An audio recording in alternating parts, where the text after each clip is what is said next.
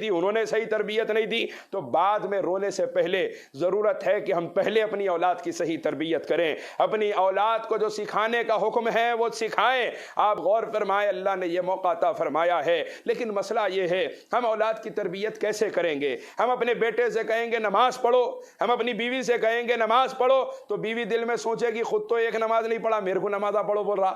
بچے کہیں گے, بچے سے کہیں گے کہ بیٹے تم نماز پڑھو, نماز کیوں نہیں پڑھ رہے ہیں, بچوں کو ڈانٹیں گے. بچے کہیں گے خود کو تو دن بھر میں ایک نماز پڑھنا نہیں ہوا اور ہمارے کو بڑا بیٹھ کے نماز پڑھو بول کے بول رہا. یہ مزاج آج اولادوں کا, گھرانوں کا اس لیے ہو رہا ہے کہ ہم حکم بلا عمل کے عادی ہو گئے ہیں. ہمیں پہلے ضرورت ہے کہ ہم نمازیں پڑھیں, اس کے ساتھ میں ان سب کو لے کر نماز پڑھیں, اس کے بعد میں ان کو کہیں کہ تم نماز پڑھو, تو ہمارے عمل کرنے کے بعد زبان کا اثر بھی ہوگا اور ان کے پاس کہنے کے لیے کوئی حجت و دلیل بھی باقی نہیں رہے گی. لیکن مسئلہ یہ ہے ہم اولاد کو نماز کے لیے کہتے ہیں, خود نماز نہیں پڑھتے, اس کا کیسے اثر ہوگا؟ بچہ دیکھ رہا ہے فجر میں سو رہے تھے, ظہر میں مصروف تھے, عصر میں مصروف تھے, مغرب عشاء میں مصروف تھے, اور ہمیں کہہ رہے ہیں کہ نماز پڑھو, تو پھر ہم نماز کیوں پڑھیں جبکہ یہ خود نہیں پڑھ رہے ہیں؟ آپ غور فرمائیں. ہم بچوں سے کہتے ہیں, آج کوئی گھر کے باہر آ جائے, ہم کہتے ہیں کہ بھائی جا کے بول دو ابا نہیں ہے, اور بیٹا جا کے بول بھی دیتا ہے. اب کوئی گھر کے باہر نہ آئے, لاک ڈاؤن کا وقت ہے, آپ کہیں گے مول صاحب لاک ڈاؤن کا وقت ہے, گھر کے باہر کوئی کیسے آ سکتا ہے؟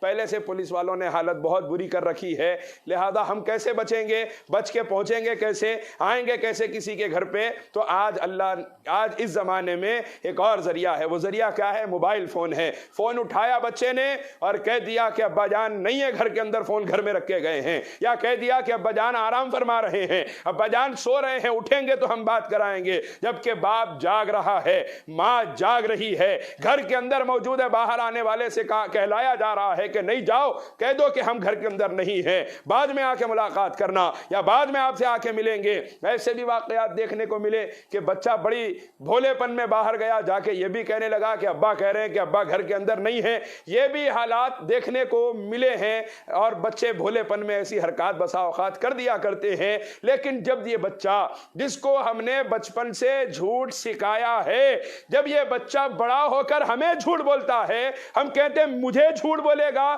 جب اللہ کے سامنے خود جھوٹ سکھا رہے تھے اس وقت یہ غیرت کہاں مر گئی تھی, اس وقت یہ غیرت کہاں دفن ہو گئی تھی؟ جب اللہ تو دیکھ رہا تھا. ہم یہ کہتے ہیں اولاد ہماری نافرمان نہ رہے, ہم دن بھر اللہ کی نافرمانی کریں گے, رات بھر اللہ کی نافرمانی کریں گے, کیونکہ ہم اسے کھلا رہے ہیں, کیونکہ ہم اسے پلا رہے ہیں, کیونکہ ہم اسے پال رہے ہیں, کیونکہ ہم اسے اس کے ماں باپ ہیں, کیونکہ وہ ہماری اولاد ہے. اس سے زیادہ حق اللہ کا ہے وہ کہے بندہ میری مانے کیونکہ میں نے زندگی دی ہے, بندہ میری مانے کیونکہ رزق میں دیتا ہوں, بندہ میری مانے کیونکہ اسے میں پالتا ہوں, بندہ میری مانے کیونکہ اس کی سانسیں میری کرم سے چل رہی ہے, بندہ میری مانے کیونکہ میں اس کا رب ہوں, وہ میرا بندہ ہے, میرے سوا کسی اور کی نہ مانے. لیکن مسئلہ یہ ہے ہم اپنی اولاد کے معاملے میں تو بڑے حساس ہو جاتے ہیں, اللہ کے معاملے میں بڑے بد احساس ہو جاتے ہیں, اللہ کے معاملے میں بے غیرت ہو جاتے ہیں, اور اپنی اولاد جب اپنی نافرمانی کرتی ہے تو غیرت جوش میں آتی ہے. حضرات گرامی, وہ لوگ جنہوں نے مانا تھا اللہ کی اس کے نبی کی بات کو, ان کی اولاد تو کیا جنگل کے درندے ان کی مانتے تھے, آسمان کے پرندے ان کی مانتے تھے, اور ساری کائنات کی ہر مخلوق کو اللہ نے ان کے حکم کا تابع بنا دیا تھا اور بتایا تھا جو اللہ کا تابع ہو جاتا ہے اللہ ساری کائنات کو اس کا تابع کر دیتا ہے. حضرات گرامی, یہ اللہ کے تابع ہم ہونا,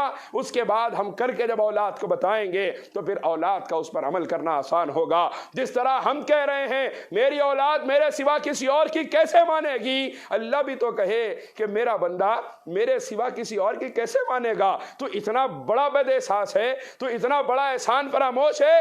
وَإِن تَعُدُّوا نِعْمَةَ اللَّهِ لَا تُحْصُوهَا, تو چاہے تو ہماری نعمتوں کو گن نہیں سکتا. فَبِأَيِّ آلَاءِ رَبِّكُمَا تُكَذِّبَانِ, کون کون سی نعمتوں کو میرے بندے تو میری جھٹلائے گا, حضرات گرامی ٹھکرائے گا. آپ غور فرمائیں کہ یہ جو معاملہ اس وقت ہمارے ساتھ ہو رہا ہے, اولادوں کی نافرمانی کا پہلا سبب یہ ہے کہ ہم اللہ کے نافرمان ہو گئے ہیں. اس کے بعد وجہ یہ ہے کہ ہم نے اولادوں کی تربیت تو کی, لیکن اولاد کو ڈاکٹر انجینئر بنانے کے لیے تربیت کی ہے, مسلمان بنانے کے لیے تربیت نہیں کی, مومن بنانے کے لیے تربیت نہیں کی, دیندار بنانے کے لیے تربیت نہیں کی. وہ ماں باپ جنہوں نے اپنی اولادوں کو مصطفیٰ کا غلام بنانے کے لیے ان کی تربیت کی تھی, اللہ تبارک तबारक व ताला ने उनकी गोदों में अब्दुल खादिर जिलानी मोइनुद्दीन अजमेरी खिलाए हैं। अल्लाह ने उनकी नस्लों में जुनैद बगदादी बायजीद बुस्तामी पैदा फरमाए हैं। अल्लाह ने उनके आंगन में इमाम बुखारी इमाम मुस्लिम को खिलाया है। अल्लाह ने उनकी नस्लों में इमाम कुस्तलानी को, इमाम ज़हबी को, इमाम अस्कलानी को, इमाम इब्न हजर मक्की को पैदा फरमाया है। जो माएँ अपने बच्चों को बचपन से दीन देना चाहती थी, अल्लाह ने उनके बच्चों को कुतुबुद्दीन बख्तियार काकी बनाया है। जिन माओं ने अपने बच्चों के दीन की हिफाजत की है, अल्लाह ने उनके बच्चों को मखदूम माहिमी बनाया है। जिन माँ बाप ने अपने बच्चों को अपने अकाबिर की, अपने बुजुर्गों की, सरकार की जिंदगी बताई है, अल्लाह ने उनकी औलादों को निजामुद्दीन औलिया, साबिर पिया कलियरी, बंदा नवाज के सुदराज बनाया है। लेकिन आज जब माँ बाप अपनी औलाद को सिर्फ डॉक्टर और इंजीनियर बनाना चाहते हैं, अपनी औलाद को सिर्फ पैसे वाला बनाना चाहते हैं, तो फिर देख रहे हैं कि डॉक्टर इंजीनियर तो बहुत हो गए, लेकिन मुस्तफा के गुलाम